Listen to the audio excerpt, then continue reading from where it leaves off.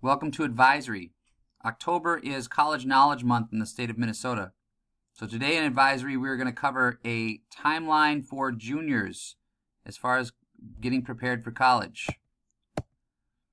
First thing that all students will need to do is to continue to get good grades. The second is take the ACT. Third, research colleges, visit those colleges, come up with a list of about 3 to 6 colleges. Some students may come up with a longer list than 6 colleges, but 3 to 6 is a good area to shoot for. Getting good grades. Your GPA at the end of your junior year will be the one that the colleges will use to make their decisions. You've already had 4 semesters of grades to accumulate your grade point average. The junior year is the last 2 semesters you have to improve your grade point average. Please take this year seriously. Minnesota State colleges have a 3.0 for automatic admission. That doesn't mean that they will not accept a student that is below a 3.0, but 3.0 is automatic admission in the Minnesota State colleges. Colleges like St. Cloud State, Winona State, Mankato State, Bemidji State. All the different colleges will have different averages for GPAs.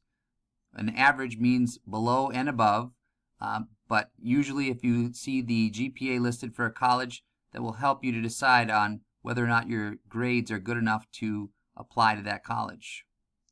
The higher your grade point average is, the more options you will have. If you are a 4.0 student, you could apply to any school in the United States.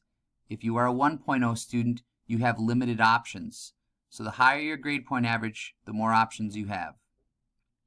If you've struggled in your 9th and 10th grade year, schools will like to see an incline in grades. So if your junior year your grades are better, that will be a feather in your cap as far as college admissions. 2-year colleges do not look at GPA for admission. So if you have a low grade point average, all the 2-year college is looking at is whether you graduate or not. Second, you need to take the ACT. All juniors will take the ACT plus writing on April 19th during the school day. You will not need to sign up for this outside of school. We will do this in advisory leading up to the test. Students could take the ACT before this February date. Many students do take that as a practice to see how they will do. In order to do this, you would have to go to actstudent.org. The cost for the test is $42.50. $58.50 with writing. However, since we are already taking the test with writing in April, I encourage students to take it without writing if they are going to take it before. There are fee waivers available for students who are on free or reduced lunch. See your counselor or Mr. Dukowitz to get the fee waiver. The ACT is an important factor, just like the GPA, in the 4-year college admission. The higher your ACT score, the more options you have. So taking a test will determine whether or not you can get into a 4-year college. Going to the website, this is what it will look like as far as signing up. You will need to create an account. It will take half an hour to 45 minutes to go through all of the questions, and you will need a credit card at the end to pay for your test or the fee waiver code that you have received from your counselor. Here are the dates for this school year. You will notice that there is a December 10th and February 11th test that students could take. The sign-up deadlines are listed. Please sign up by the deadline. Do not do the late fee. If you end up paying the late fee, it's about approximately $25. The April 19th test, all of us will take here. We will sign up in school. If you don't like your score on that test, more than likely as a student you would take the June test or follow it up your senior year in taking a September or an October test in your senior year. Please see your counselor if you have questions on when you should sign up for the ACT test. Next, we should research colleges. And the most important thing we have to research colleges is Family Connection.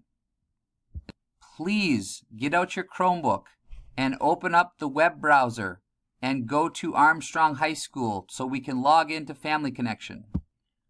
Once you are in Armstrong High School's website, please go over to Departments and down to Guidance.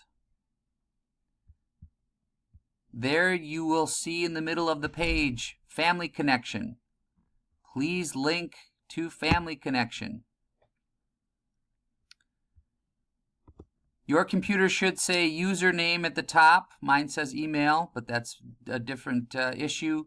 Your email or your username is your student ID number. And your password is your 6-digit birthday. So if you were born in January, it would be 01. If you were born on the 5th, it would be 05. And you were born in 1999, it would just be 99. So please use that to log on to Family Connection. Once in Family Connection, go to the Colleges tab. In the middle of the page, under the Colleges tab, is a college research area. This is where you can research all sorts of colleges and find out information about those colleges.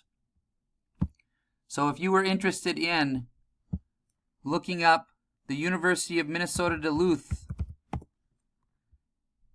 you could find out information about the University of Minnesota Duluth on this website. Please, please utilize this website. We will be using this website throughout advisory, but I wanted students to see where they could go to start. Once you have researched colleges, I strongly encourage you to visit the colleges. When you look at the college online, most likely it will look like the world's greatest place.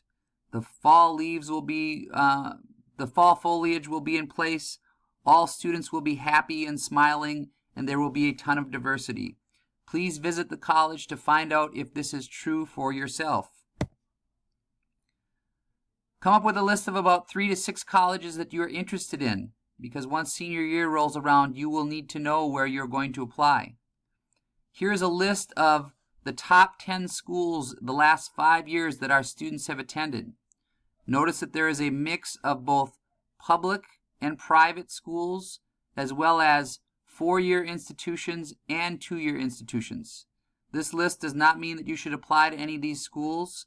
This is just a list for your information.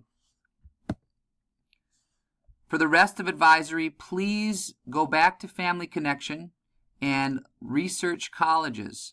We will be doing this in more detail in the future, but please utilize your time and don't waste it. Thank you and have a good day.